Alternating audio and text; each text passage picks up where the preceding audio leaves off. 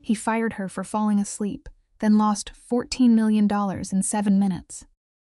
Damian Cross thought Savannah Rhodes was just an outsider who couldn't survive one real shift inside his empire. But the moment his men ignored her final warning and restarted the system, the entire Cross syndicate began bleeding money. By the time Damian realized the truth, the woman he had thrown out was the only person alive who knew how to stop the collapse. Let's step into the dark together, you and I. Picture 6:12 in the morning. Deep underground, beneath the Cross Meridian Hotel, a security room hummed with the cold breath of servers and cooling fans. 18 monitors painted the concrete walls in shifting shades of amber and red. It was the heavy, hollow quiet of a room that stayed awake while the rest of the world dreamed. Then, the steel doors of the private elevator slid apart. Damian Cross stepped out. He wore a black coat and leather gloves, still damp with the cold rain of a long drive from Detroit. He walked with the slow, heavy rhythm of a man who owned the air he breathed. Sometimes, true power does not need to shout. It simply enters the room, and the room holds its breath. He did not look at the glowing screens, and he certainly did not ask what they meant. At the center of the room, Savannah Rhodes was slumped over the main console. Her brown hair spilled across her arm, her left hand resting heavily on the spacebar as if sleep had stolen her mid-sentence. All around her, those 18 displays flashed their silent warnings, a steady rhythm of scarlet and amber like a fire nobody cared to put out. Beside her lay the pathetic remnants of an exhausted life, a paper cup of cold black coffee, a sealed bottle of water, and a granola bar with 2 bites missing. Look, we push ourselves to the absolute edge for a paycheck, forgetting that the machine will never love us back, and it will never let us rest. Standing just behind Damian was Marcus Vale. He wore a sharp gray suit and gold-rimmed glasses, looking every bit the polished shadow. Marcus leaned in, pitching his voice so only the boss could hear.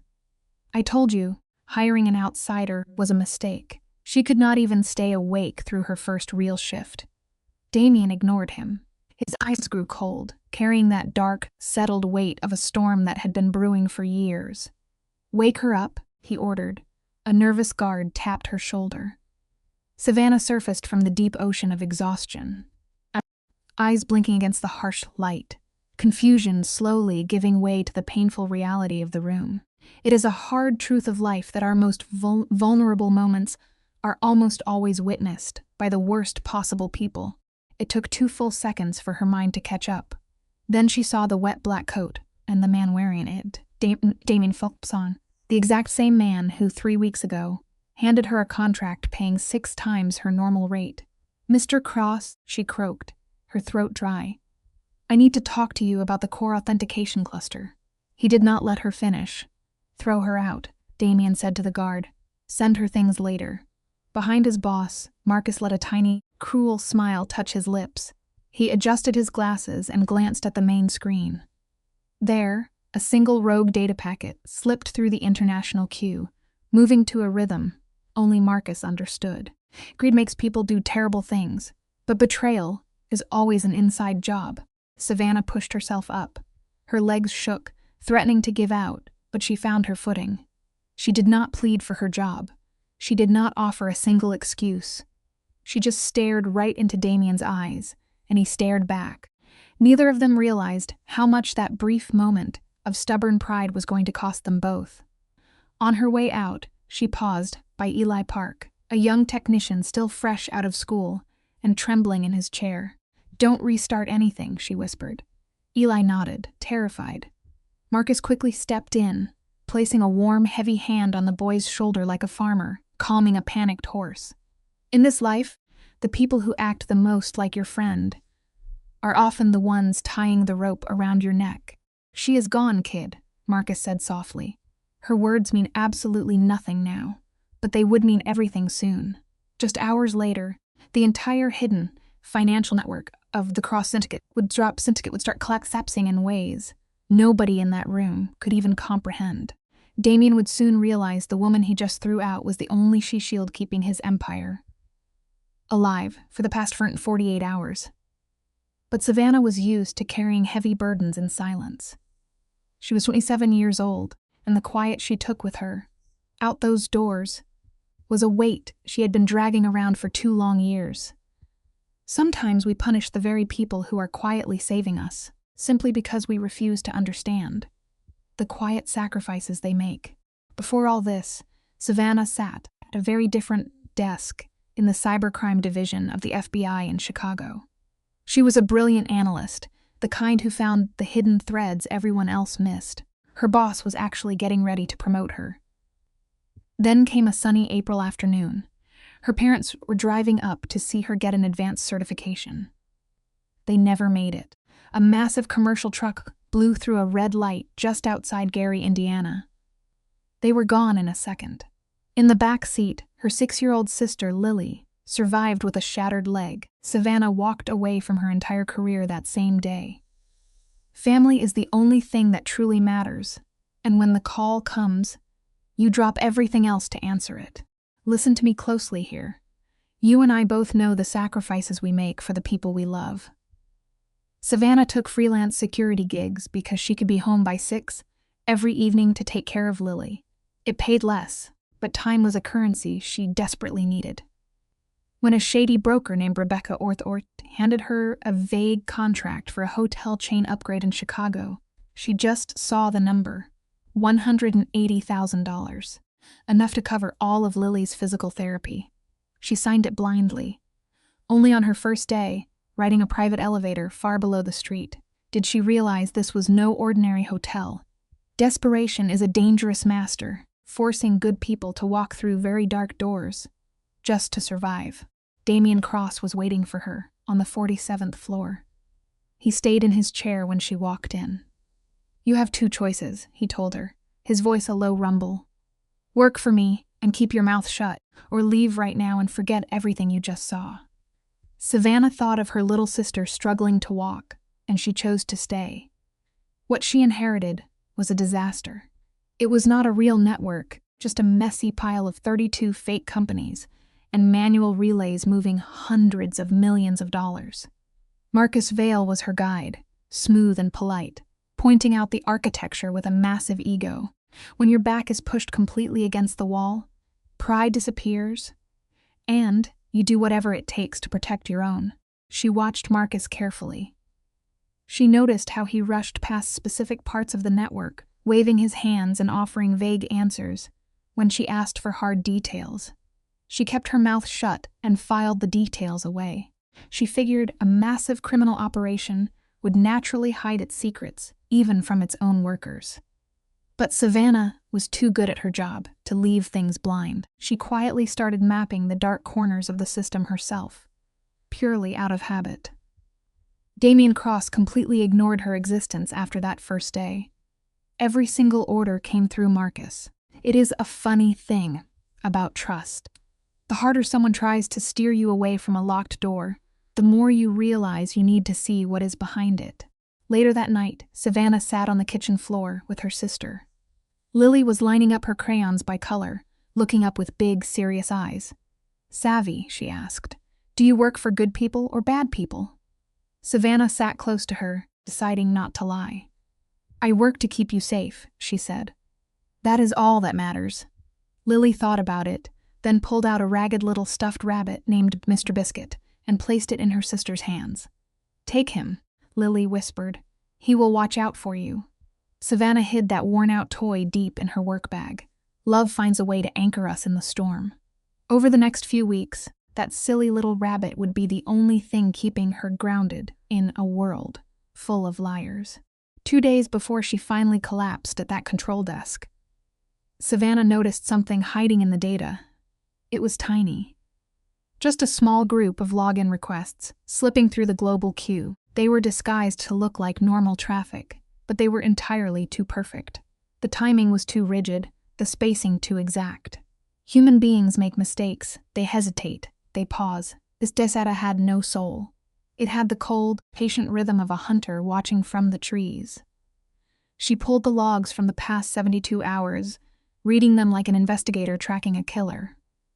True danger rarely kicks down the front door. Most of the time, it slips through, a cracked window, while everyone is busy, looking the other way. We are nearing the edge of the cliff now, you and I. These digital ghosts were not trying to crash the servers. They were not trying to cause errors. They were quietly learning the maze.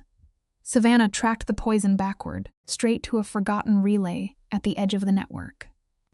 It was the exact same area Marcus had rushed her past during her first week.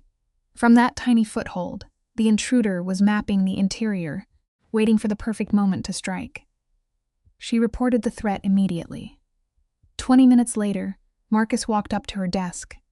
He looked at the hard evidence she laid out for him. His face froze into a perfectly calm mask. The most terrifying monsters do not roar. They smile at you while holding the knife. Welcome back to the late hours. Tonight, you and I are going to step into the quiet, heavy tension of a room where a single choice changes everything. Marcus told Savannah not to make waves. He warned her that Mr. Cross despised false alarms. Keep watching, he said. Do not escalate. He promised to take it up the chain. She nodded, offering the easiest lie we tell that we understand, but a request to stay quiet during a live breach. That is a red flag waving in the dark. She does not assume Marcus was a traitor. She just knew better than to trust her survival to his word alone. It is a hard lesson we all learn eventually. Sometimes, you have to dig your own trenches. On the surface, she played the obedient employee. Underneath, in the cold glow of her screen, she quietly began to build a fortress. The system architecture fought her at every turn.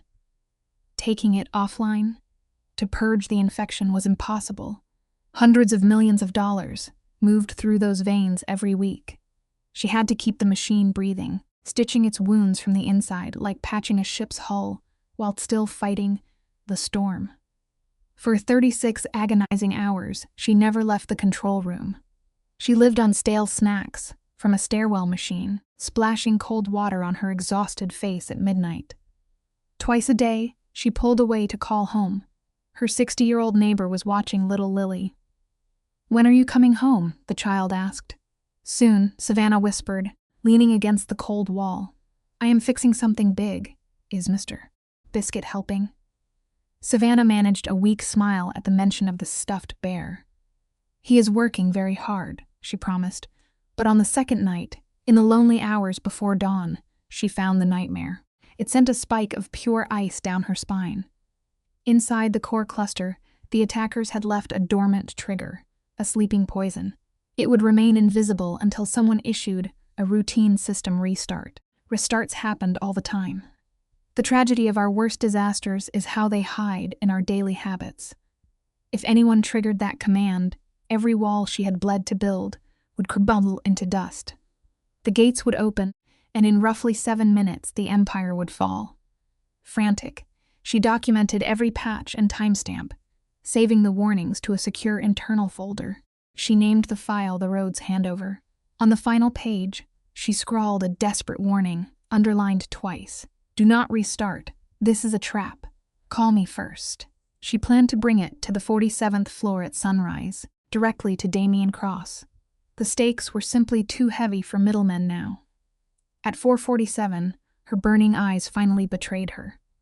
She rested her head on the cool desk, just for a single minute. You and I know how easily one tired mistake can seal our fate. By 6:12, the private elevator chimed. Damien stepped out, his posture rigid. He ignored the staff, moving with the deliberate stillness of a man carrying a heavy, invisible grief.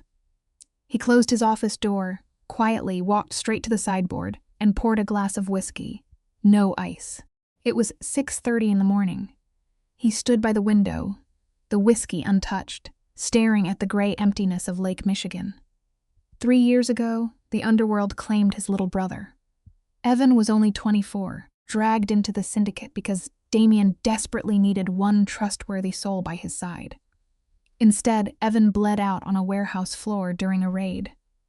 The memory remained a rusted blade in his chest. The feds only breached the walls because the lookout fell asleep at his screens. For 4 minutes, the security grid was blind. Just 4 minutes. It is terrifying how a brief moment of neglect can cost you everything you love. Those 4 minutes gave the assault team all the shadow they needed to slip inside, without tripping a single sensor. By the time panic hit the warehouse, the bullets were already flying, and Evan's fate was sealed. Marcus Vale ran the investigation afterward. He handed Damien a neat report claiming the lookout simply passed out from exhaustion. No foul play, no traitors. Damien kept that bitter document in his desk, accepting the lie. But here is the agonizing truth, the kind of secret that rots a soul. Marcus had actually paid that guard to close his eyes. 2 weeks later, when the guard's car plunged off a bridge, Marcus orchestrated that tragedy too. Evan's death was never an accident. It was dark currency. The blood added his shirt. The of Damien's little brother was merely Marcus's down payment to a rival family. A sickening tribute offered in the shadows to buy his own treacherous power. Damien only saw the illusion presented to him. A guard fell asleep, and because of it, his brother bled out. Standing by the fresh grave, he forged an absolute law. In 3 brutal years, he never bent it.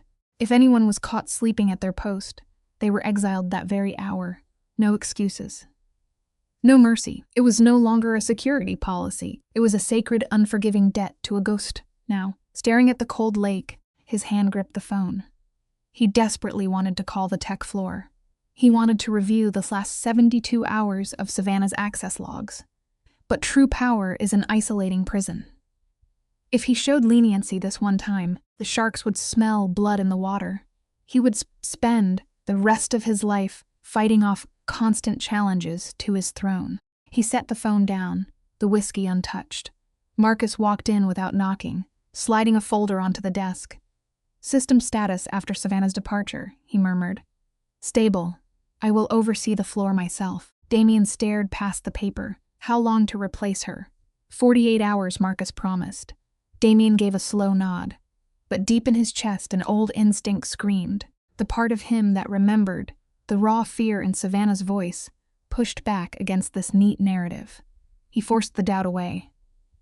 We often bury our best instincts just to maintain the illusion of control. Down on the tech floor, at exactly 12:47, a supervisor named Hutchins leaned closely over the main console, watching the massive transaction queue begin to fatally lag.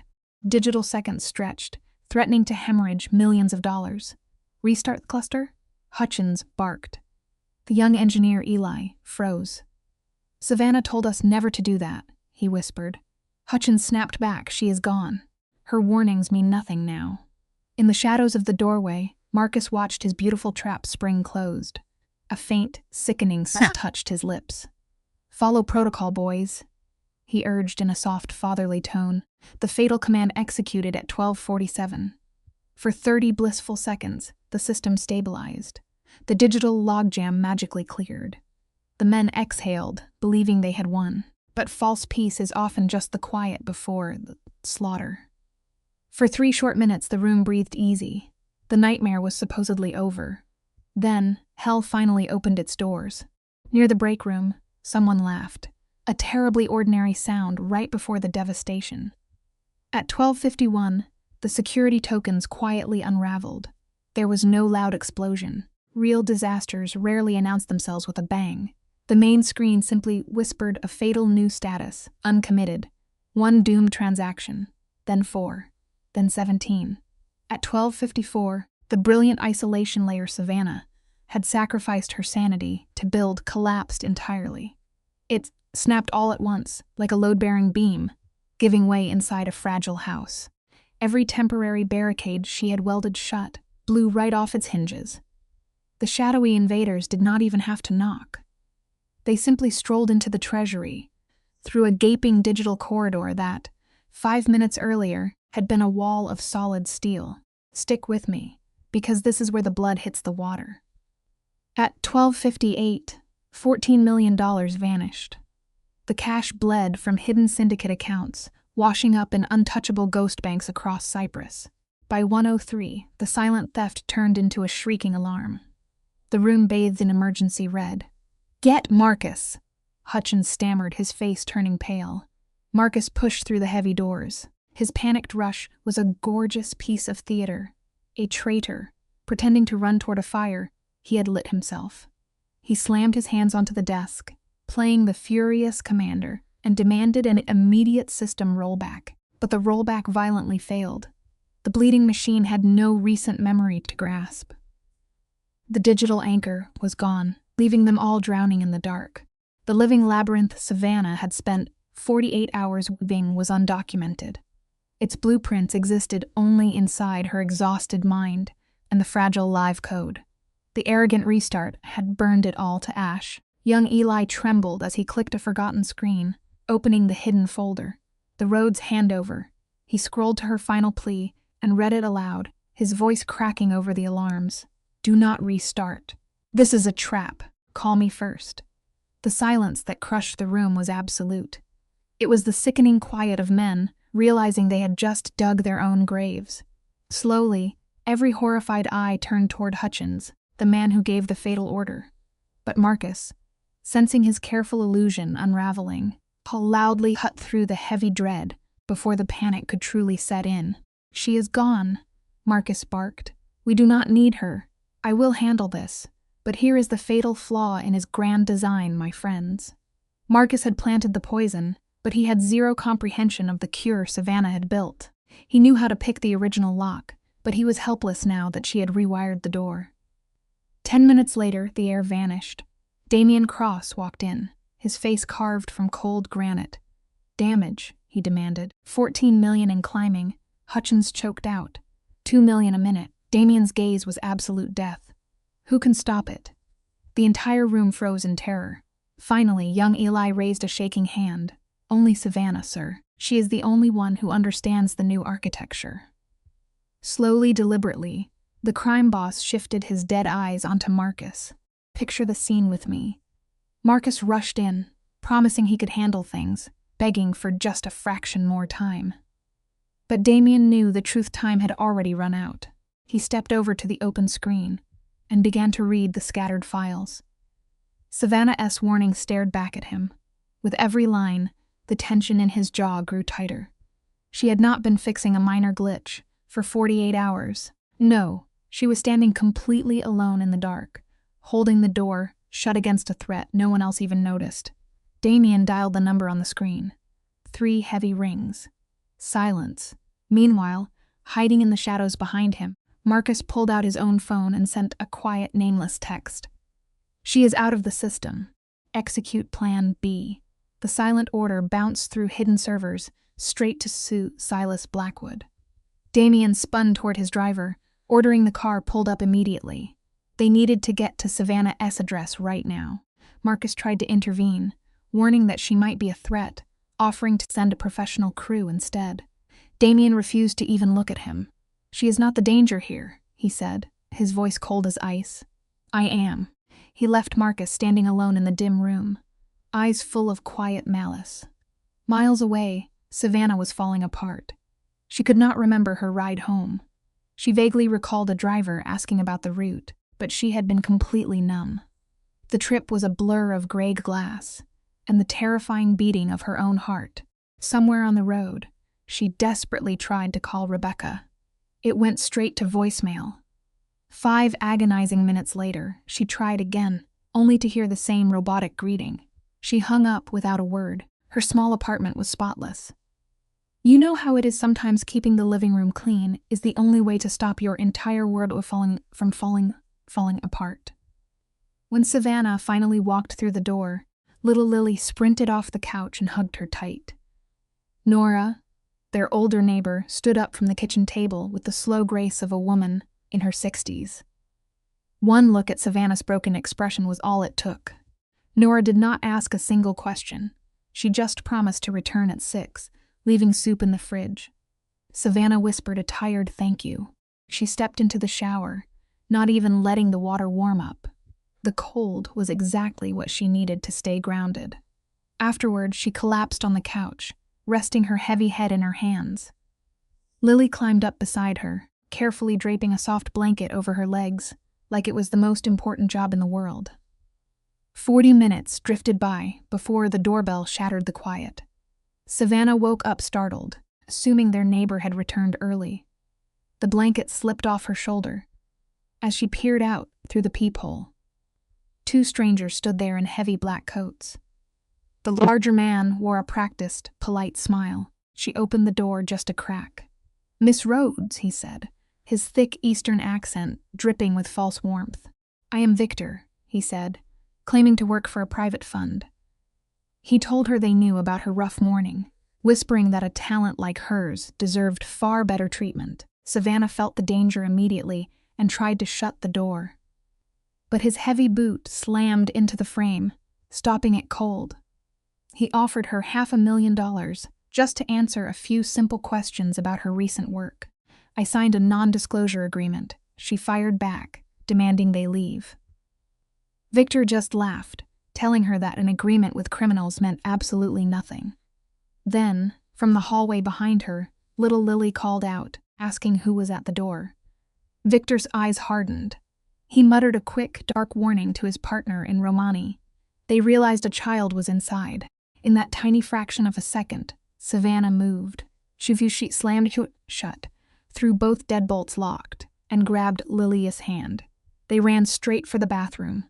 It was the safest room in the house, fitted with a reinforced frame she had installed herself 6 months after the tragic funeral.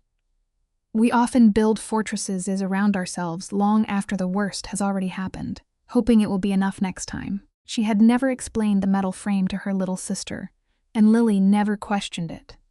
Outside, the knocking started again. First gentle, then violent.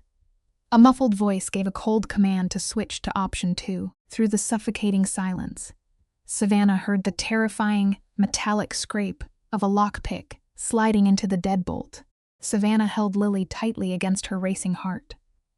The brave little girl was shaking like a leaf, but she refused to shed a single tear. In a tiny whisper, she asked where her stuffed animal was. Savannah's mind raced past the toy straight to her laptop bag, realizing with horror she had left it out on the living room sofa. Suddenly, the front door splintered open. 2 deafening gunshots echoed through the space, followed by an agonizing, heavy silence. Then came the slow, steady sound of footsteps. A deep voice called out, "Miss Rhodes, it is Cross." Savannah slowly turned the lock. There stood Damien in the wreckage. "You and I both know that true rescue rarely comes wearing shining armor. Sometimes it wears a dark coat, stained with the blood of your enemies. Tonight, you and I are stepping into a room heavy with the scent of copper and fresh betrayal." Damien stood frozen, a suppressed Sig Sauer resting coldly in his grip. 2 men lay ruined near the door, one still choking on a ragged breath. Damien casually kicked the dying man's weapon away, his dark eyes finding Savannah, then drifting down to little Lily. The child clung to her sister's leg, trembling. For a fraction of a second, a ghost of an emotion broke. Across Damien's hardened face, something raw. He buried it deep. "We all hide our softest parts when the world turns violent, don't we?" Savannah's voice cracked, asking if he came for the money. He told her to move. The money meant nothing. Outside, a lone siren began to cry across the lake. Little Lily stepped out from the shadow of her sister. She tilted her head, gazing up at this giant in a blood-soaked coat, and gently tugged his sleeve. She asked the one question we all spend our lives running from. "Are you a good person or a bad one?" Damien stayed completely silent. The truth is, the line between hero and monster is often just a matter of perspective. Down in the damp alleyway, a phantom black SUV idled in the dark. Anton, a hardened former ranger, who had been Damien's shadow for 15 long years, sat firmly behind the wheel. He took one hard look at the fresh blood painting his boss's jacket, gave a solemn nod, and dropped the car into gear. In the back, Lily squeezed her stuffed rabbit against her racing heart, while Savannah clutched her laptop bag.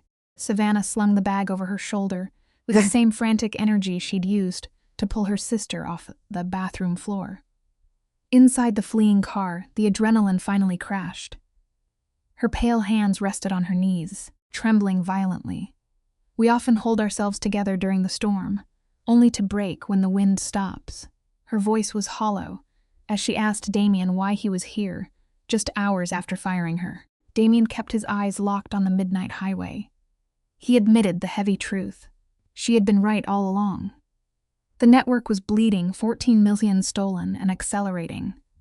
Savannah slowly closed her eyes. She inhaled the stale air, held the bitter weight of it, and exhaled her lingering fear. When she looked up again, her hands were finally, completely steady. "Let's lean in closely here. You and I." Savannah's voice cut through the dark, demanding a terminal with route access.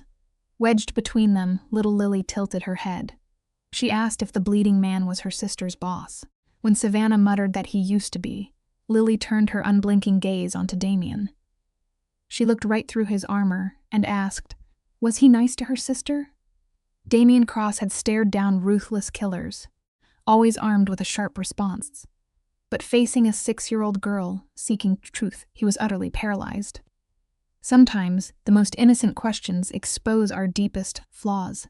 He swallowed hard and whispered that he was trying.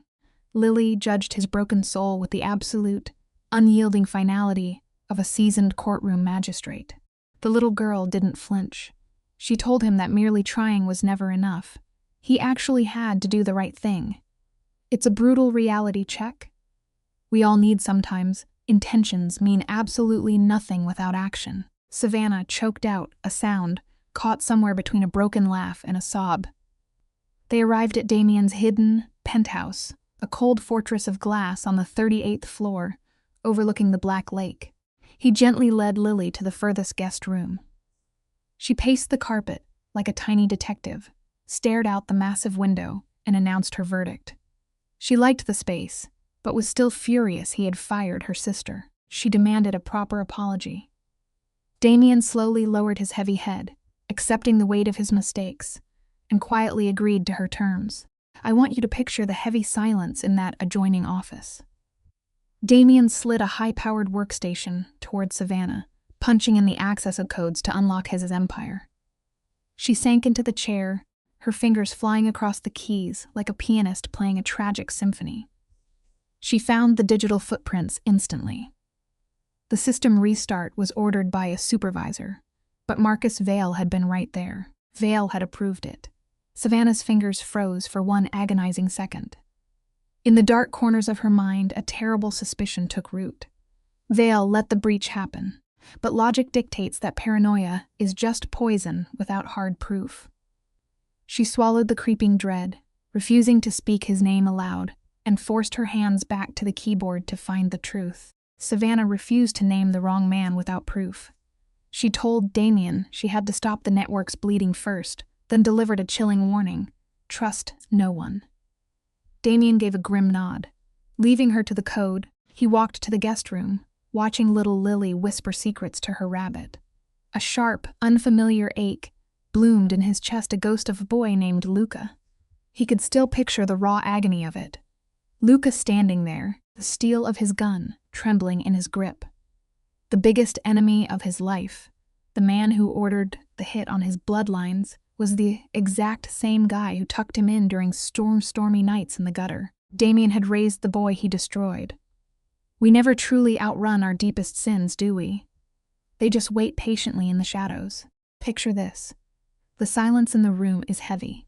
For 3 hours, Savannah said nothing, only breaking the quiet to murmur cold instructions. You and I know that kind of dark place, where work is the only thing keeping the panic away. Without a word, Damien set an espresso near her hand.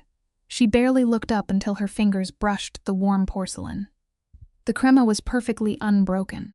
It is a strange thing to realize. A man wearing a coat, stained with fresh blood, knows how to craft something so delicate. She had no idea what to do with that contradiction, so she just drank the bitter coffee. Meanwhile, Damien built an encrypted network. She gave him 3 names. 2 of them were complete strangers she simply could not trust yet. That third name was Eli Park, the only soul on the control floor who tried to do the right thing when the sky fell. Savannah trusted him with the fragile threads of their defense. She moved down her checklist with cold precision. First, she trapped the strange outbound connections in a hidden observation sink. You never let a predator know they are being watched. She built a mirror pathway to track exactly where those $14 million had vanished. After rigging a backup for the main queue, she began 23 separate security adjustments. changing the digital locks on every door. But right there, during the 17th of change, her hands froze. She noticed something dark hiding in the code, but kept her mouth completely shut. When she cornered the digital back door, it carried a distinct fingerprint. It was the undeniable signature of an internal security key, a ghost on the inside. She quietly copied that raw data into a hidden file, refusing to compare it to anything just yet. For 3 long hours, Damien stood like a stone sentinel behind her chair. No words, no interference. Once he stepped away to take a call, his deep voice dropping to a heavy murmur she could not decipher. When he returned, he offered no explanation. Finally, when the digital bleeding was patched, Savannah leaned back. The sheer weight of her exhaustion crashed over her, the first real breath she had taken since dawn. Damien placed a cool glass of water on the desk. "Drink," he told her quietly, and so she did. Damien asked why she rushed home instead of finding a safe place. Savannah stared right through him. She expected his enforcers to come for her, and she had to reach her sister, Lily, first. "Here is something you and I must remember. Once trust is broken, every shadow looks like a threat." Damien did not look offended.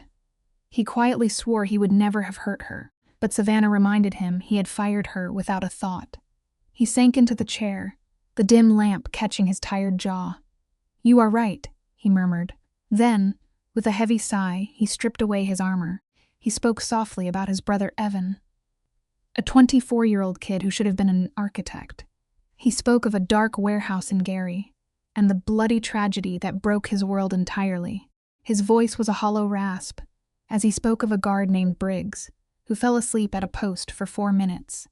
Those 4 minutes were all the enemy needed to take Evan's life. At the funeral, Damien carved a ruthless rule into his soul. Anyone asleep at the wheel gets cut loose. No debates. It was his tragic way of keeping a promise to the dead. Savannah finally understood. His actions that morning were not cruelty. It was agonizing grief, disguised as discipline. It did not excuse his sins, but it made him human. "What happens to me now?" she asked softly. He looked her dead in the eye, asking her to stay and work directly for him. But Savannah held her ground. She had a little sister to protect. She refused to drag Lily into the suffocating shadow of a criminal life. Damien promised to keep her far from the bloody front lines. Remote work only, with round-the-clock protection for her and Lily. Once the fires were out, he would fund a legitimate firm for her, and she could walk away any time. Savannah let the silence stretch. She looked through the glass to where little Lily was fast asleep, clutching her stuffed rabbit. Her ultimate choice had nothing to do with Damien's money. It was the terrifying memory of 2 dead assassins bleeding on her rug. It was the chilling order she had intercepted. It was just brutal, undeniable survival math. Blackwood was a monster who would never stop hunting. If Damien's empire crumbled, Blackwood would track Savannah and her sister to the very ends of the earth. The truth settled deeply in her chest. She and Lily were only safe as long as Damien remained a breathing shield against the wolves. "I will stay," she whispered, her voice like steel. "But only on my conditions." "Tell me," Damien replied quietly. Savannah pulled a legal pad from the desk and wrote 3 boundaries. She slid the paper across the wood. "Rule 1, Lily, never discovers the blood soaked into the Cross Syndicate. To her, Damien is just a hotel developer. Rule 2, no violence in their presence. If ugly things need doing, they happen in the dark. Rule 3, she retains absolute power to walk away with a week of notice. No invisible strings. No ghosts watching from the shadows." Damien stared at the page, reading every word twice. He did not argue a syllable. Damien took the pen and signed. His handwriting was small and neat. "You and I must recognize the haunting irony, a man executing enemies 6 hours ago, signing his name with the grace of a lawyer." Savannah noticed, but said nothing. Then, Damien offered one condition. If she ever found a threat to her or Lily, she had to come straight to him. No secrets. Savannah stared into his eyes. This was the desperate plea of a man whose brother died, because people kept quiet when they should have spoken. She agreed. Miles away on the freezing edge of the city, Marcus Vale sat completely still in a darkened sedan. He had just received a dying man's final phone call. 2 operatives were dead. One was locked in a police cell. Savannah had been taken alive by the syndicate. Hearing this, Marcus did not curse or let panic spike his heart rate. He possessed the icy clarity of a man playing games on borrowed time. He knew the walls were closing in, not because Savannah had named him, but because an analyst with her brilliant mind would inevitably find the digital fingerprint he left on the back door. The ticking clock was deafening. Marcus pulled out a burner phone and dialed a satellite number. A cold voice demanded an update. Marcus reported that Savannah was back inside, protected by Damien. He begged for time to finish his internal sabotage. The voice granted him exactly 24 hours. After that, he would either die a bleeding martyr for the Cross family, or flee into the shadows like a coward. The line snapped dead, leaving Marcus in the silence of his cold car. He sat perfectly still, letting his treason wash over him. His thumb flicked the screen to open a hidden application. A green dot pulsed on a map of the Gold Coast. It was a tracker he planted under Damien's SUV 6 months ago, preparing for the day the scales would tip. He was not foolish enough to launch a direct assault yet. Instead, he pulled up a remote access panel to the luxury tower's security network. It was an old back door he had secretly kept alive. With the precision of a spider spinning a web, he began planting tiny faults. A subtle 10-second blackout every 4 minutes in the elevator camera feeds, just enough to slowly blind the guards. He added a glitch to the hallway sensors. It was the kind of minor issue a tired security desk would brush off. But later, those glitches would form an invisible corridor for the assassins. Back on the 38th floor, little Lily was dead to the world. Hugging her stuffed rabbit tight, Savannah stood staring out the window. Her hands had finally stopped trembling against the glass, but only because she had completely run out of adrenaline. Damien approached, keeping a respectful distance. "You have not slept in 3 days," he murmured. "It is 4, she corrected. He told her the room next to Lily's was ready, promising Anton would guard her door. She turned her tired eyes to him.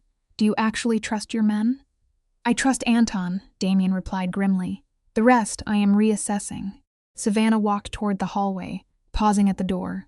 "Mr. Cross," she whispered. "Damien," he corrected gently. She took a breath. "I never got an apology this morning. You and I know how much courage it takes to demand an apology from a man holding your life in his hands." He looked at her, dropping the cold gaze of a crime boss. It was the shattered look of a man drowning in guilt. "I am sorry, Savannah. I was wrong. I was too wrapped in pride to listen, and I almost burned everything down. If you give me a chance, yes, I will never do it again." She gave a single nod, vanished into the bedroom, and shut the door. Damien was left alone in the dim room. He stood there for a long time, staring through the glass at Lily's tiny chest, rising and falling in the quiet dark. A terrifying realization washed over Damien. For the first time since his brother died, he had something precious to lose again. That vulnerability is a dangerous thing, isn't it? 3 tense days bled away inside the penthouse. Savannah transformed the office into a command center, arranging 3 monitors and shoving a server under the desk. She ran the digital cleanup from the shadows, refusing to return to the building. Every corrupted pathway was now a digital box she could crush with a keystroke. Damien slipped out every morning before 8, but always returned earlier than a man running an empire should. He never offered an explanation for his rush to come back. And Savannah, finding comfort in his heavy footsteps, echoing in the hall, never asked. Picture this: a little girl who should be learning to color, but instead, she is learning to survive. Savannah would not risk sending Lily to school. The stakes were too high. The dining table became her classroom. They covered math and reading, but then came a subject Lily innocently called looking. To anyone else, it was a simple game, but Savannah was quietly building a security analyst right there in the kitchen. On the second evening, Damien leaned against the counter, a mug of dark coffee in his hand, watching this fragile household function. Savannah asked the child what was different in the room. Lily scanned the shadows with the dead serious eyes of a field officer, pointing out a freshly dusted lamp. It is a quiet tragedy when innocence is traded for survival, just to keep the ones we love breathing. When you see a new detail in a familiar room, you stop. You ask why. That was the rule. Later that night, after the little girl had tucked her rabbit into bed, the heavy silence of the apartment settled in. Damien kept his voice low, his dark eyes fixed on Savannah. He knew what she was doing. He told her she was training the girl. Savannah did not flinch, replying that the world shows no mercy to a child who walks through it blind. Damien understood that darkness. He brought up her 4 years in the cybercrime division, where she saw the terrible things people do when they think the lights are off. In that quiet kitchen, she finally broke open. She told him about the truck, the brutal intersection. Her parents gone in a flash of metal. Pain has a funny way of binding two strangers in the dark, doesn't it? Damien did not say a word to stop the bleeding of her memory. When the silence returned, he offered the only comfort he knew, quietly telling her he understood. But Savannah shook her head, the grief flashing hot in her chest. She told him about her 24-year-old brother, bleeding out on a cold concrete floor because she was exactly 10 minutes too late. In that raw moment, she was no longer looking at the dangerous man who had left his gun on her sofa. She saw the broken soul breathing underneath the armor. Before the weight of it could crush them both, Lily came running into the room. It was the worst timing, yet somehow the absolute best. In her small hands, she held a piece of drawing paper like a sacred relic. Crayon figures stood in a row: a tall man, a blonde woman, a little girl, and a gray rabbit. 4 uneven figures, standing in a line, holding hands against the world. Lily proudly pointed them out one by one, naming Mr. Cross, Savannah, herself, and her rabbit. She declared them a team with the absolute certainty only a child possesses. Damien stared at the paper. For a long, agonizing minute, the room was completely silent. Savannah held her breath, feeling her own heart kick into a sudden, frantic rhythm against her ribs. Then, the heavy enforcer stood up and quietly promised to hang the drawing in his office. Lily gasped, her eyes wide with pure joy, and she scrambled away to find more paper for her new mission. Savannah whispered that he did not have to pretend, but Damien looked right through her defenses and said he wanted to. You and I know how rare it is for a hardened heart to finally let the light back in. The air between them felt thick, charged with unspoken truths. Damien looked at her over his coffee cup, his voice dropping into a register of pure vulnerability. He asked the kind of question that changes everything. If the enemies were gone, if the criminal syndicate did not exist, would she ever look at him just as a man? Savannah let the silence stretch. She admitted she did not know, but she was not closing the door. It was a fragile seed of hope. But hope is a dangerous thing in their world. Hours later, at minutes past 1 in the morning, a hidden motion sensor tripped outside the penthouse. Anton was at the door in a heartbeat, but the hallway was dead empty. No shadows, no footsteps. Just a brutal X carved deep into the floor tiles with a hunting knife and a single folded piece of paper waiting right in the center. Anton picked up the paper with a gloved hand and unfolded it. 4 sharp words were printed in cold, block letters, promising that they were never safe. By 7 the next morning, the penthouse felt like a war room. Damien stood grim-faced, flanked by Anton and his most ruthless guards. They pulled up the security feeds. A figure dressed in a building maintenance suit paced the corridor in the dead of night. The intruder was a phantom, cap pulled low, hands wrapped in thick gloves, perfectly dodging the 3 main cameras like a true professional. But arrogance always leaves a blind spot. We often overlook the smallest details when we think we are invincible. The ghost completely missed a tiny pinhole lens hidden inside a fire alarm box. For just a fraction of a second, the camera caught a sharp profile as the man slipped past the elevator doors. A fraction of a second is rarely enough to catch a face. But for someone trained to watch the shadows, it is more than enough to catch a walk. Damien stared at the frame, his voice tight as he asked if she recognized the ghost. Savannah did not answer. She reversed the tape, dropping the speed to a crawl. Her eyes locked onto the stranger's right shoulder. There was a tiny, habitual twitch every time he crossed a doorway, a physical signature as unique as a fingerprint. She kept her mouth shut, refusing to speak the aim echoing in her mind. Naming the wrong target is exactly how innocent blood spills while the guilty walk away clean. It is a harsh truth of survival. Instead, she spent the next 20 minutes dragging years of the syndicate's old security footage into an advanced gate analysis program she kept from her federal days. The software had to chew through 200 distinct profiles. It would take a day or two to spit out a solid match.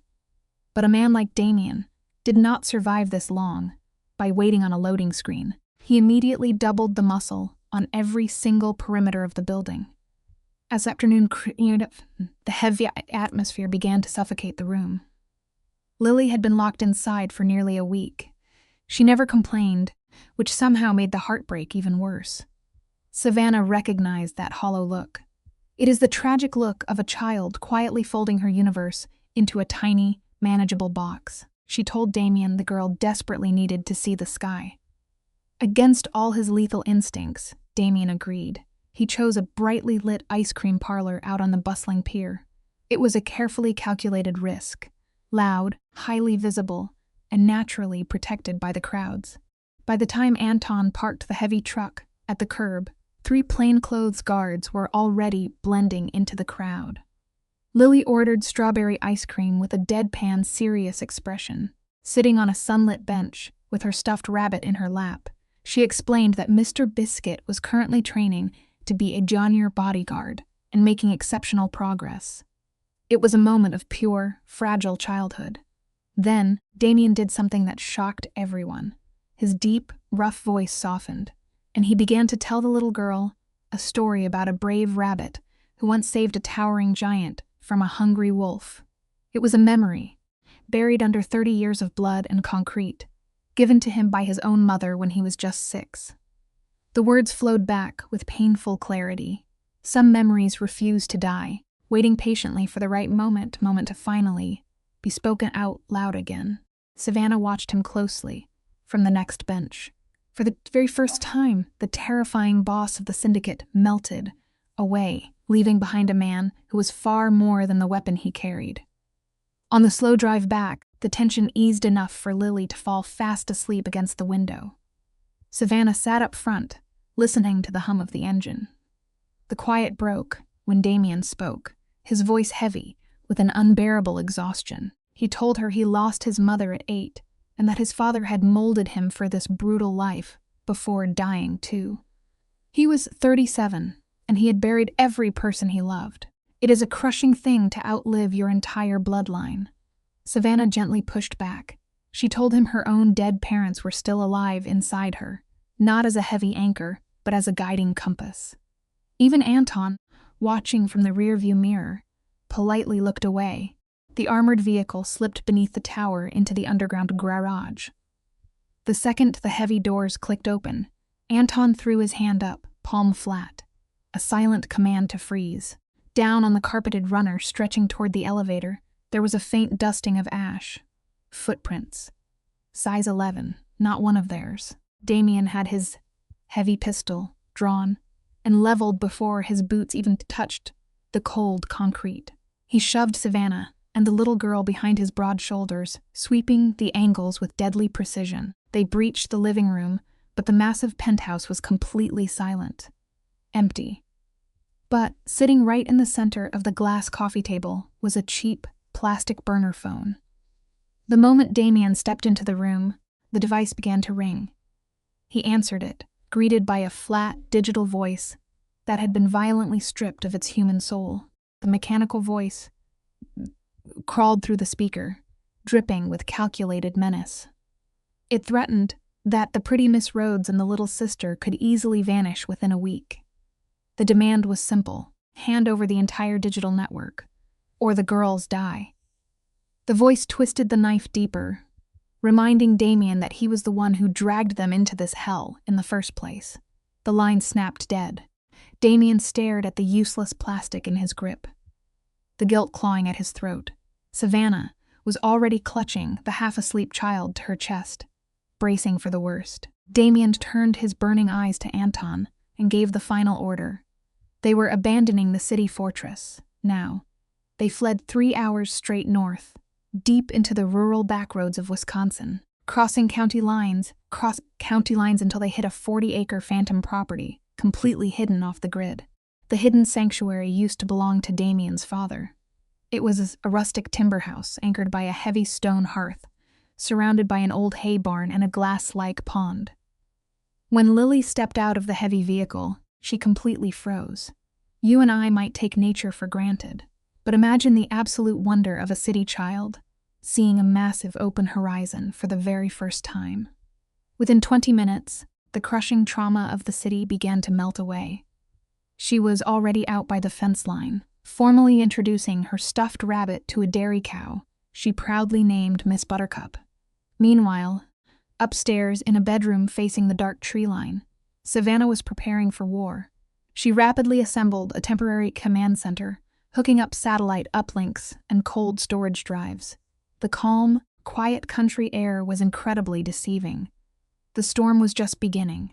Welcome to the midnight hour. You and I have probably both walked through the dark, wondering who we can trust. Damien brought in 6 men from Anton's tightest circle, hiding their true violent purpose from everyone. He told little Lily they were just farmhands, a fragile lie she believed for maybe 4 hours. Later, after the child finally drifted off with her stuffed rabbit, Savannah and Damien sat alone on the old porch. The night air smelled of cut hay and freezing well water, the sky completely drowning in stars. He confessed he had not seen a night like this since Evan was alive. He finally spoke of his brother, a boy who should have been an architect, ruined by family loyalty. Sometimes, the hardest lesson in life is realizing that pulling someone close is exactly what destroys them. He poured his greatest failure into the dark. He could not protect Evan, and he swore to never let death touch anyone who belonged to him again. Savannah looked at him, her voice softening as she reminded him that she and the little girl did not belong to him. He knew, but he swore to protect them anyway. A heavy, beautiful silence fell between them. Seeing her shiver, he draped his heavy coat over her shoulders, and she let it stay. Walking back to her room that night, Savannah realized a terrifying truth she dared not speak. He was no longer just a cold employer. He was a man whose deepest, jagged wounds perfectly matched the shape of her own. It reminds us that we never truly bond over perfection, but over the scars that mirror ours. Long before dawn, she returned to her cold monitors. The cold machine delivered its verdict just after 4 a.m. Savannah gripped her bitter coffee, her tired eyes scanning the brutal truth on the screen. Marcus Vale, the man they trusted. She forced her lungs to keep a steady rhythm, refusing to let the shock break her. Needing absolute proof, she cross-referenced the digital fingerprint from the night of the bloody ambush against the syndicate's deepest private vaults. The hidden codes were a flawless match. She dug deeper, tracing his betrayal back through the digital shadows. The treason had started 3 months ago, long before Savannah was ever brought into their fractured world. She just sat there in the silence, staring. The cruelest lesson life teaches is that the knife in your back is almost always held by the person you invited into your home. The room remained buried in the heavy dark. Outside her window, a sickly gray dawn began to bleed over the old barn.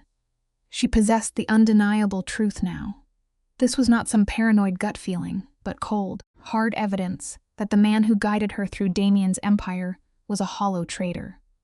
Now came the agonizing burden of handing that poison to Damien. Later that afternoon, the tension broke when Damien found a dusty training bow and set up a straw target for the little girl. She promised to teach the hardened criminal how to draw if she hit the mark, just as Savannah taught her to read. Hearing that, Damien smiled, a real, unguarded smile. It is a strange, beautiful truth of life that the softest moments of joy often bloom right on the terrible edge of our darkest impending storms. Savannah stood quietly on the porch, nursing her coffee. Watching him smile, Her chest tightened with that strange, beautiful ache that is not quite pain, but the terrifying feeling of an emotional door opening that you have no idea how to shut. But peace never lasts in this world. Late into the second night, a silent alarm flashed on Anton's screen. A modified surveillance drone was sweeping the dark trees like a mechanical ghost. With terrifying calm, Anton dropped it from the sky using an electromagnetic pulse. The machine crashed into the freezing grass, its high-definition lens and tracking beacon still feeding a live broadcast to unseen enemies. Damien stared at the broken plastic, knowing they were found. Life reminds us that no matter how deep you bury yourself in isolation, your past will always hunt you down. Savannah looked into his eyes, her blood running cold. It was time to shatter his reality. As the morning sun bled into the room, she laid out the damning files across the desk. The digital fingerprints, the access logs dripping with betrayal. The undeniable video proof of Marcus Vale slipping through their defenses months ago. She delivered the horror exactly as she was trained, cold and analytical listeners. The pale cold light of dawn creeping over the edge of an old barn roof. Savannah just stared out the glass, letting the heavy silence stretch. Damien's voice, rough like gravel, broke first. I had dinner with him every Sunday for 3 years. The betrayal hung in the air, thick and suffocating. The night Evan died, Briggs had fallen asleep on watch. Marcus, the man Damien trusted like a father, ran the review and called it exhaustion. Damien believed him. The pieces finally clicked in Savannah's mind. You fired me, she said softly, because he made you think I was just like Briggs. He weaponized your deepest wound.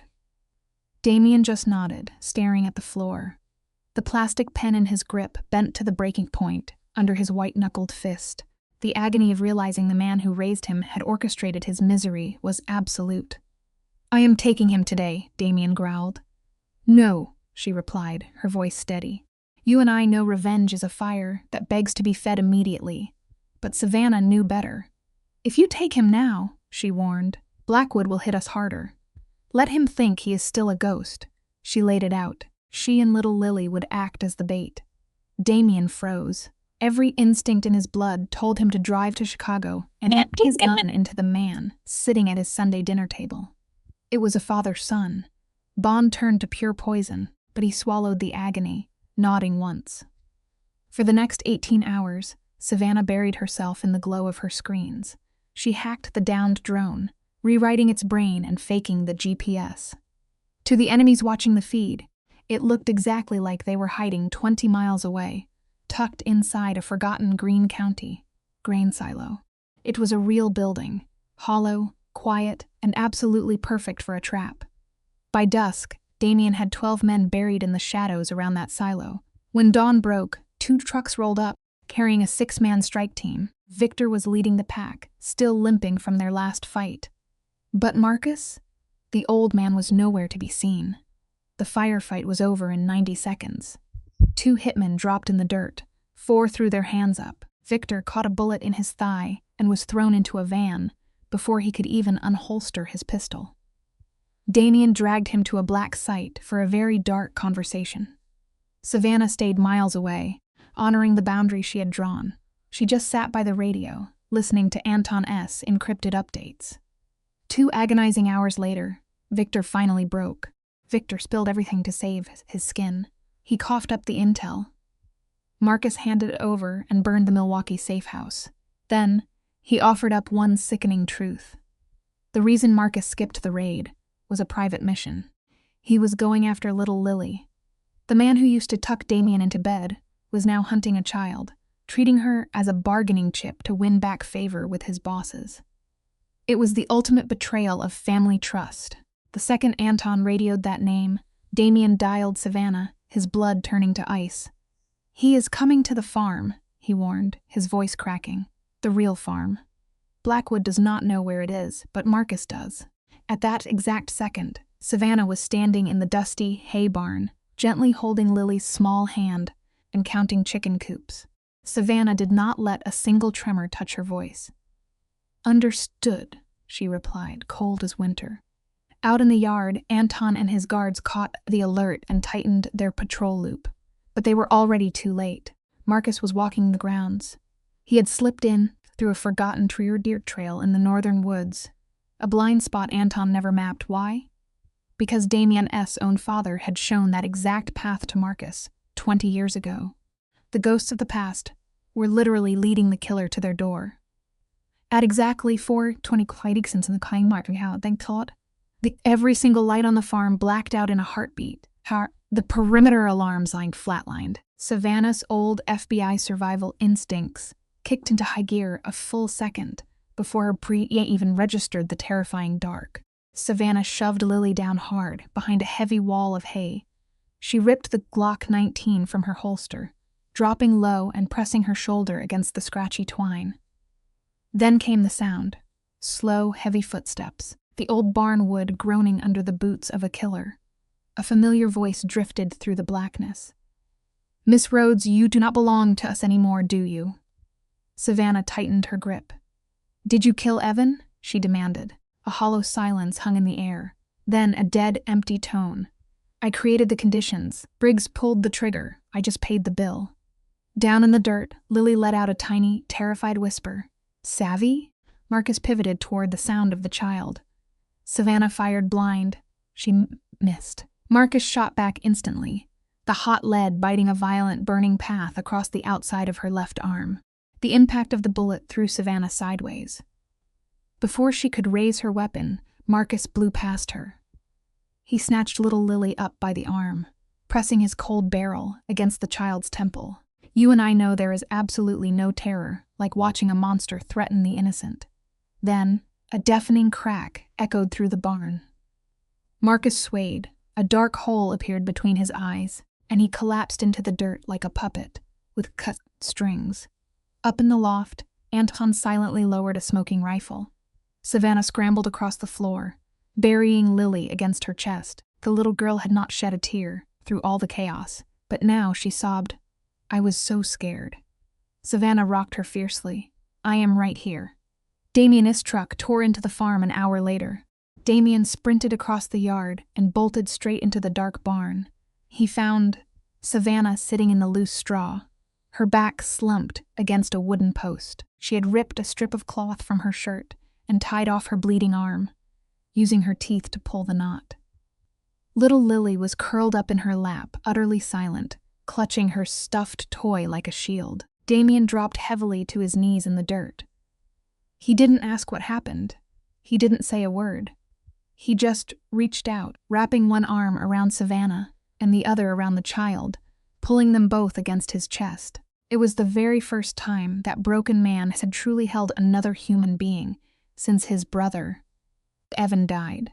The heavy silence in the barn was broken only when Lily buried her tear-stained face into his neck and whispered softly, "Mr. Cross, picture this for me, will you?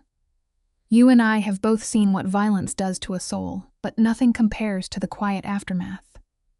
"Cross, I know if I hug you, you feel better," little Lily whispered. "You are right, Bean," he replied, his voice breaking in that raw, jagged way Savannah had never heard before. She stared up at the high, shadowy rafters of the barn, letting silent tears track down her face. Marcus Vale was dead, laid out exactly where Anton's bullet had dropped him. Anton was already moving the body, working with the cold precision of men who make problems disappear. Hours later, with the little girl asleep upstairs, the bedroom door cracked open just an inch. Damien and Savannah sat frozen beside a cold stone hearth. The fire between them had died down to weak, glowing embers, painting their exhausted faces in dull orange light.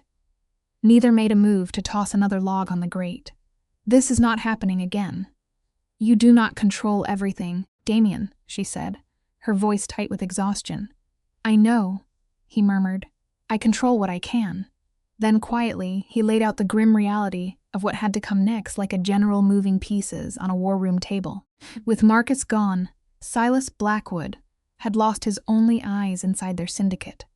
Blackwood would have to strike directly now, abandoning the clean hands he had maintained for 3 long years.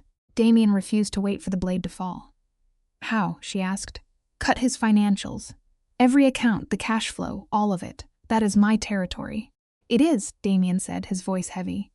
But I am not asking you. I will not put you on the front line. Savannah stared at him across the dying warmth of the ashes. Damien, I am only going to say this once. Stop treating me as someone you have to protect. Treat me like a partner. He held her gaze, a long, heavy silence stretching between them. All right, he finally conceded. Good, she replied, because I already have a plan, and it is better than yours. There would be no street war, no shooters sent to Milwaukee. Instead, she would turn Marcus's dying confession into a weapon. She would compile the logs, the fingerprints, and Victor's taped statement into an undeniable ghost file. Using an old channel from her bureau days, she would drop it directly onto 3 federal desks. The federal agents would smash down Blackwood's doors, without ever knowing who handed them the keys. The Cross family would remain completely invisible, leaving absolutely zero trace. But before the law even laced up their boots, Savannah would slip inside Blackwood's banking network. For 60 grueling hours, she would be a ghost in the machine. Then, at the exact right second, she would drain 60% of Silas Blackwood's liquid wealth. She planned to scatter it into blind accounts, washing millions away into victim relief funds and charities. Damien stared at her, the sheer weight of her mercy, hitting him harder than a punch. You are going to just give the money away? He asked, almost breathless. She did not even blink. I do not need his money, Damien. I need Silas Blackwood to fall, and I need him to stay on the ground. Savannah said, her tone absolute. Taking a man's cash hollows him out far worse than taking his soldiers. It breaks the one thing bullets can never touch, the blind loyalty of the desperate men below him. Damien smiled then, a genuine, quiet break in his usual armor. It was only the second time she had ever seen it. You are the best thing that has ever happened to this family. Savannah, he whispered. I am the worst thing that has ever happened to Blackwood, she replied. Just then, a tiny shadow appeared in the hall. Little Lily stood there, holding her stuffed rabbit. I cannot sleep. I had a bad person dream. Damien walked over, lifting her effortlessly. There are no bad people here, I promise. You promise right now? The child mumbled, burying her face into his collar. Savannah watched them from the dim glow of the hearth. Seeing this hardened man hold a fragile child, she realized something she had been avoiding for weeks. She was no longer running from the shadows of this life. She had chosen it. The lesson here is simple, really. We do not choose our traumas, but we do choose who we stand with in the dark. The next 3 days were not loud. They were a heavy, suffocating silence. Savannah sat at the glowing monitors for 14 hours at a time. Her only breaks came when Damien quietly placed a bowl of warm soup or a glass of water beside her keyboard, refusing to leave until she drank it. He never broke her focus. He just kept her tethered to the living world. She descended into the black waters of the syndicate's finances, peeling back the rotten layers. Shell banks hidden in Malta, ghost accounts in Cyprus, and dummy corporations moving dark cash through Panama. There was a fake crypto vault in Luxembourg and a broken brokerage firm down in Miami. But the hardest part of the operation was the agonizing restraint it demanded. For 60 hours, she changed absolutely nothing. Not a single comma, not one line of code. She only watched the breathing of their systems, copying the data in pure silence. She called it the quiet tremor. It is that terrifying space where you hold your breath, timing your strokes to match the heartbeat of your enemy so they never even feel the blade slipping between their ribs. Stay with me here, because this is where the quiet violence really starts. If Blackwood's security team felt even a ripple in the water, they would lock the vault before she could strike. So, in the shadows, she built the weapon, a massive, 340-page dossier of pure ruin. She cross-referenced nearly 2 years of digital traffic between Marcus and a dirty relay up in Indiana. She attached Victor's damning video confession, stamped with forensic timecodes.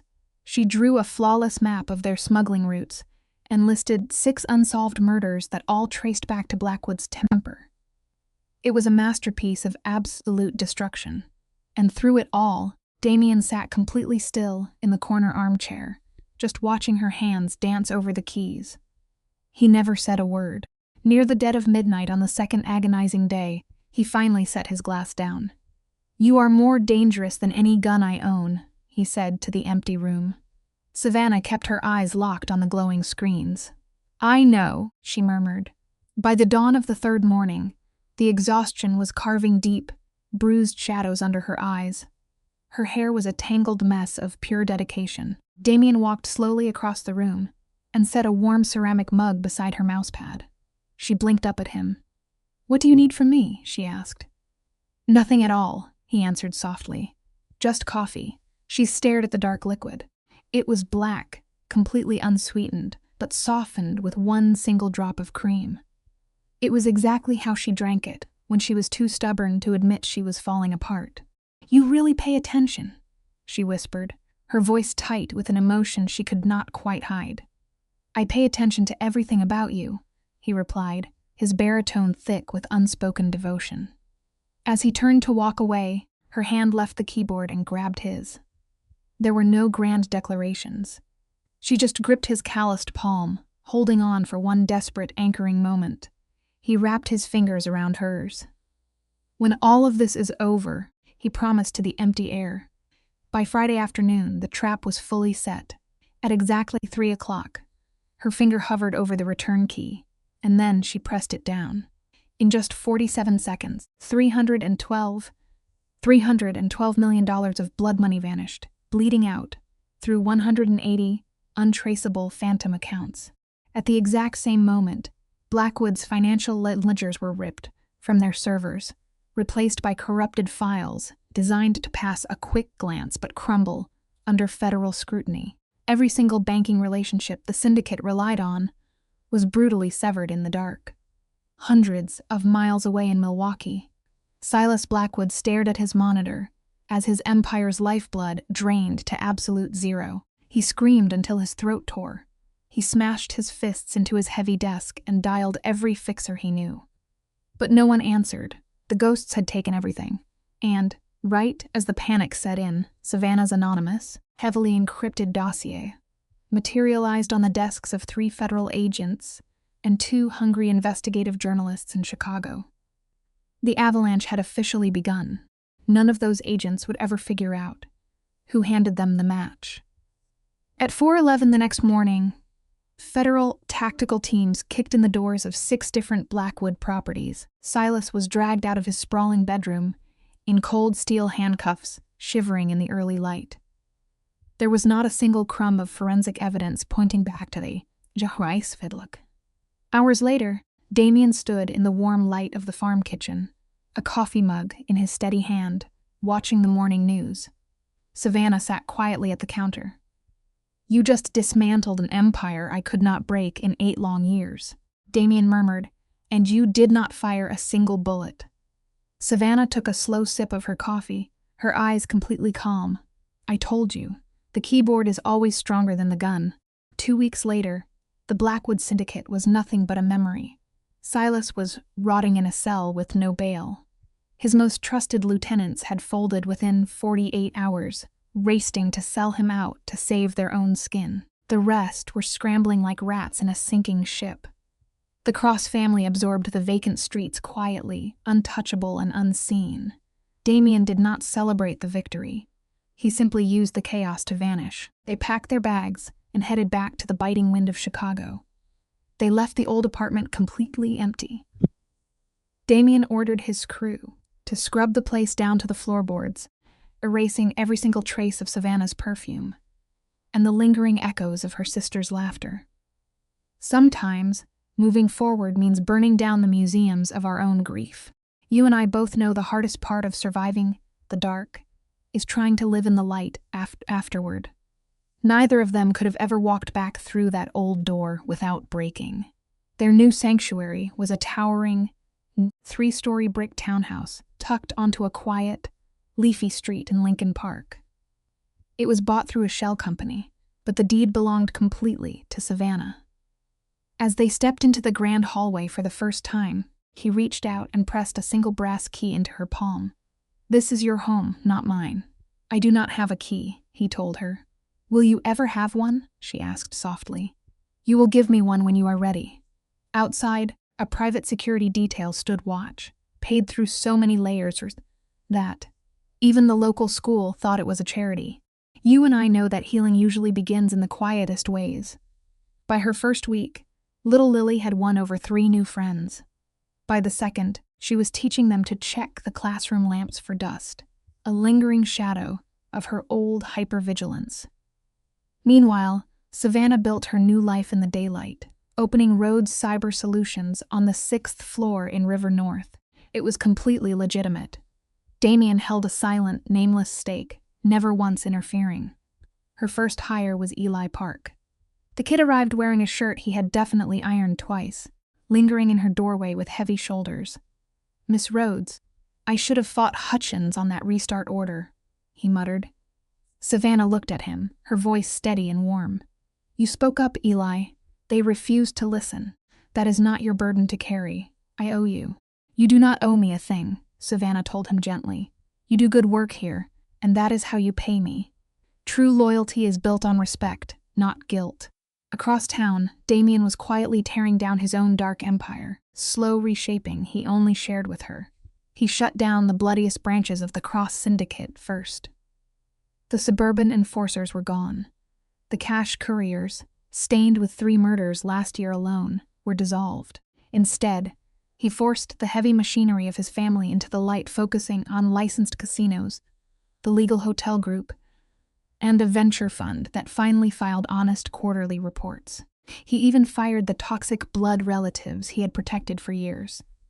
The agonizing loyalty to a family that only demanded pure violence was finally shattered.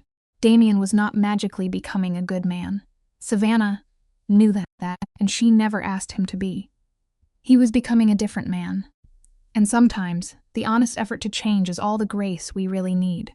On a Saturday in early autumn, he arrived at their townhouse for dinner. He had been formally invited by Lily via a folded index card left under his windshield wiper 3 days prior. The little girl treated the evening like a heavy diplomatic summit. She selected the plates. She placed Mystic in the 3rd chair and sternly told Savannah that they were serving lasagna, period. Damien knocked on the door with a long box tucked under his arm. Inside lay a gorgeous wooden recurve bow carved by the same craftsman who used to make his father's deadly rifles. Lily's name was beautifully carved into the grip. She pulled the wooden bow against her chest, her eyes wide. Mr. Cross, you remembered, she whispered. Damien looked down, his deep voice softening. I promised I would. You and I both know how rare a kept promise is in their world. Later that night, after Lily and Mr. Biscuit were tucked safely in bed, Savannah and Emid sat on the small balcony, overlooking the quiet Lincoln Park street. The street lamps cast a warm, melancholic amber glow over the brickwork. Do you regret it? Damien asked. Regret taking the contract with me? Savannah smiled faintly. I regret falling asleep at my desk on that first day, she murmured, but I do not regret the contract. What about me? He asked. She held his gaze for a long time. No, you are not what I regret, she told him. Damien reached across the small metal table and rested his heavy, scarred hand over hers. There was no desperate kiss. There was no dramatic declaration. It was just a hand covering a hand, sharing a profound silence neither wanted to shatter. It is a beautiful lesson. Really, the truest beginnings never need a label to be real. 3 months drifted by, and Chicago settled into a deceptive, icy peace. But Savannah had learned during her grueling years at the Bureau that you never trust a silence that stretches on too long. She was sitting at her desk at Rhodes Cyber Solutions on a quiet Thursday when the warning hit. The message flashed across an encrypted channel she had only ever shared with 3 people. The sender field was completely blank. The message read, Silas gave one last order before they took him in. You still have a shadow behind you. Watch the photographer. Savannah stared at the glowing screen, her blood turning to ice. She read it twice, saved it, and forwarded the text to Damien's private line without adding a single word. She did not need to. Within the hour, Damien unleashed his best investigators. 3 agonizing days later, they handed him a ghost. Ronan Fitzgerald, 34, a ruthless contract killer from Boston. He only took jobs through a specific Milwaukee defense attorney, the very same lawyer who visited Silas for an unrecorded 40 minutes before his arrest. Fitzgerald was hiding behind a fake freelance photography portfolio, a flawless illusion if you did not dig into the digital history. The twisted reality was that the hit was for Savannah, not Damien. Silas knew exactly how to destroy a man. Taking the woman Damien loved would leave an agonizing crater in his soul that no bullet could match. Across the street, for 3 weeks. Fitzgerald had been stalking them for 3 weeks. He already possessed sickening photos of Savannah sipping her coffee, of little Lily walking to school, and of their townhouse. Damien read the dossier in the shadowy back office of the Cross Meridian. The paper trembled in his grip as pure fury spiked. "I am handling this myself," he growled. "No, Damien," Savannah pleaded. "Not the old way. You promised me. No violence where I can see it." "But this is your life we are talking about," he argued, desperate to protect her. "I know," she replied softly, "and I am going to handle it. Just give me 72 hours, she told him. You and I can imagine the sheer torment tearing through Damien's chest. It physically hurt him to stand down. But he agreed on one condition invisible: heavy coverage on Savannah and Lily every single second. Savannah had already architected her trap on the drive home. By the next morning, she established a new routine. She started visiting a coffee shop in the West Loop with a big street-side window. Every weekday at 8:15 in the morning. Same table, same latte, same leather bag, same coat. Ronan Fitzgerald stalked her for 2 days and planned his strike for the 3rd. But on that 3rd morning, the woman sipping coffee was not Savannah. It was Special Agent Maya Chen, a trusted bureau friend Savannah had secretly called upon. Maya had the exact same build, the same trench coat, and an identical laptop bag beside her. What Fitzgerald did not know was that the 2 baristas steaming milk nearby were undercover federal agents. Maya sat there for 32 tense minutes until Ronan slipped into the seat across from her. He started pulling his hand from his deep jacket pocket. He never finished the motion. The agents swarmed him instantly. The bureau emptied his camera bag on the floor, discovering dozens of glossy surveillance photos of Savannah, little Lily, and Damien. It was an ironclad federal conspiracy charge. It just goes to show cowards always break when cornered. Facing a brutal sentence, Fitzgerald started confessing his sins before the armored van even reached the Dirksen courthouse. Fitzgerald surrendered the remnants of the Blackwood network to save his own skin. He gave up a cash courier in St. Paul, a laundering pipeline inside a Rockford dental company, and 3 men in Milwaukee waiting to inherit Silas's bloody throne. Within a week, a federal sweep erased the syndicate completely.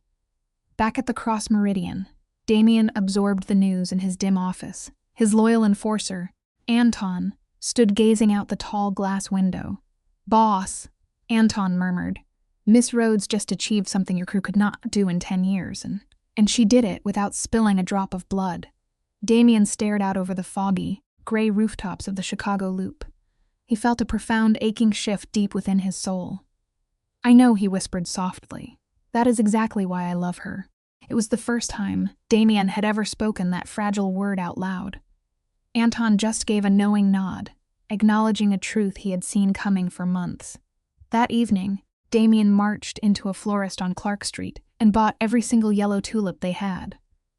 Savannah had mentioned them exactly once, weeks ago, distracted while they chopped vegetables, but he had logged that tiny detail in his guarded heart. When Savannah opened her door, wiping her hands on a dish towel, she saw the massive yellow bouquet. Her face remained calm, devoid of confusion. She already knew why he was there. "I need to say something." His deep voice trembled. "Come in," she replied. Inside, little Lily was sprawled on the living room carpet with her crayons. The perceptive little girl looked up. She saw Damien. Lily saw the tulips. She saw the raw, terrified look on Damien's face. With grave professionalism, she turned to her stuffed companion. "We are going upstairs, Mr. Biscuit," she announced. "The grown-ups need to talk." She marched away, leaving them alone in the quiet living room. For an agonizing second, the powerful man could not find his voice. "Savannah, I do not know how to do this," he stammered. "I have never." Savannah stepped close, pressing a gentle finger against his lips. "Do not rehearse," she whispered. "Just say it." "I love you," he breathed out. "I never knew what that word meant before you. I am not asking you to say it back. I just needed you to know." Savannah stood completely still. She did not look away, letting the absolute vulnerability of this guarded man wash over her. Her voice finally broke the quiet. "I love you too, Damien. Probably since that night at the farm. Probably longer. It reminds us that real love does not need to be loud to be life-changing." 6 healing months passed. Spring arrived in Chicago first, as a rumor off the lake, then as a sudden warmth baking the stone along Michigan Avenue. They did not rush anything. Damien kept his penthouse, and Savannah kept the townhouse. But Damien spent 3 nights a week under their roof. He earned his own shirt drawer and his own side of the bathroom sink. He even had a dedicated coffee cup, marked with a tiny letter, D. Lily had drawn it herself, using a marker Savannah had been hunting for since March. And the most beautiful change of all, the little girl had finally stopped calling him Mr. Things shifted after that night. He wasn't the terrifying Mr. Cross anymore. To her, he was Uncle Damien. With deep seriousness, Lily even promoted him to the rank of Mr. Biscuit's second assistant, a title she made sure came with daily duties. Fast forward to a bright Saturday in April. The ghosts of their past were quiet, and the 3 of them were making pancakes. Lily was head chef, leaving white flour covering every surface. Damien wiped his hands, his dark eyes finally at peace. "Lily, what do you want to do today?" She didn't hesitate. "I want to go to the zoo, and I want you to take a picture of me riding the llama." Savannah laughed out loud. "You do not ride llamas, little bean." Lily crossed her arms stubbornly. "Uncle Damien said I could." Damien chuckled, his deep voice gentle. "I said picture, sweetheart, not ride." Lily weighed this counteroffer with the gravity of a seasoned diplomat. She hummed. "Accepted." Savannah hid a warm smile behind her coffee mug. "You are learning," she teased. Damien looked at her with quiet gratitude. "I have a good teacher." And he really was learning. Back at the syndicate, Damien was working tirelessly to drag his empire into the light. 78% of their money was completely legitimate now, the rest filtered through clean, licensed casinos. But his real focus was his own penance. He hunted down the widows of 3 men who perished in the brutal gang wars of his past. He set up a private foundation to secure their futures. No one ever typed the word restitution on those legal papers, but everyone involved knew exactly what it meant. It was a broken man trying to wash the blood from his ledger. Damien would never call himself a good man. The stains on his soul were too deep for that kind of grace. But he was no longer the ruthless killer he used to be, and that slow crawl away from the dark mattered. Savannah saw his effort. She didn't demand perfection. She accepted the man trying his best. Meanwhile, her own life was taking off. Her firm had grown to 18 mines, protecting major banks and running silent contracts for federal agencies. A major journal recently crowned them as a top 50 cybersecurity powerhouse. She was even giving guest lectures at Northwestern University. Everything was finally falling into a peaceful rhythm. That is, until one afternoon, sitting in her favorite corner booth at the local coffee shop. Her phone vibrated on the table, flashing an unlisted number she did not recognize at all. "Miss Rhodes," the crisp voice echoed. "This is Special Agent Harper McKinnon, FBI Chicago Field Office." Savannah's spine locked up. The ghosts were back. But the agent kept talking. "We know who you are. We know what you did off the books. We are not looking to put you in handcuffs. We want to hire you." They offered a legitimate, paid consulting gig. "Stick with me here, because this is the moment the narrative finally shifts." Savannah sat in stunned silence, staring out the cafe window. "I will think about it," she said slowly, ending the call. She realized this was not a trap or a threat. It was a profound sign of respect. She would never wear a badge again, but stepping in to catch the real monsters from the safety of the outside. That was something she could actually live with. Later that night, she confessed the FBI's offer to Damien on the balcony. He looked at her with steady eyes. "Do you want to take it?" Savannah leaned against the cold rail. "Part of me does. Part of me is terrified." Damien stepped closer. "Which part is bigger?" She smiled softly. "I do not know yet, but I am glad they asked." Damien rested his hand over hers. "Whatever you decide, I am here." Upstairs, Lily was fast asleep. The glowing Chicago skyline drowned out every star, but they did not care. It was the messy, beautiful life they had chosen. Now, listeners, I want you to sit with that for a second. Sometimes the most critical person in the room is the one fading into the background. A single harsh judgment, made in just 3 seconds, can destroy a bond that takes a lifetime to rebuild. Having the courage to apologize and start over requires vastly more strength than any bitter anger we drag around.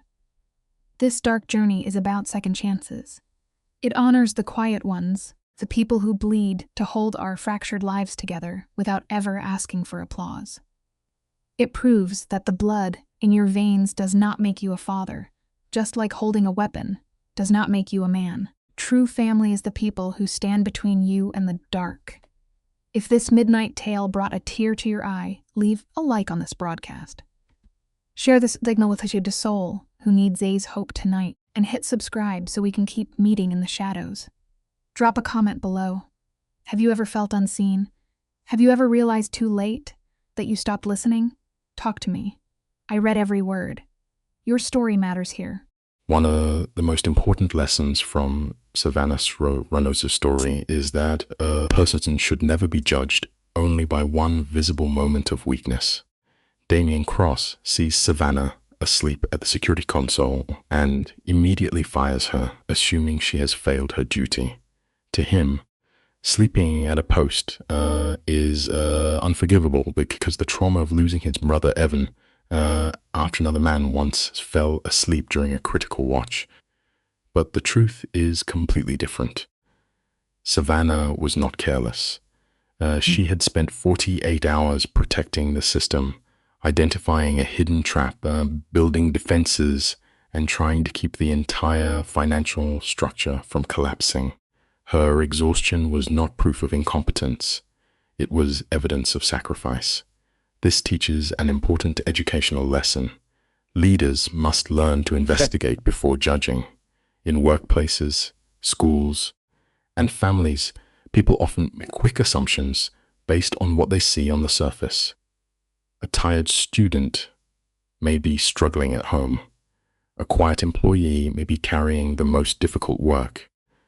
A person who appears weak may actually be the one holding everything together. Damien's mistake still nearly cost him his empire because he reacts from trauma instead of truth. Savannah's warning, "Do not restart," proves that she understood the danger better than anyone else in the room. The story reminds now viewers that good leadership requires patience, humility, and evidence. A leader who cannot listen may lose the very person capable of saving them. Savannah's dignity also matters. She does not beg when she is fired. She leaves quietly because she knows the truth of her work, even if others do not. The lesson is clear. One unfair judgment cannot erase real competence. Talent, discipline, and integrity remain valuable even when powerful people fail to recognize them in time.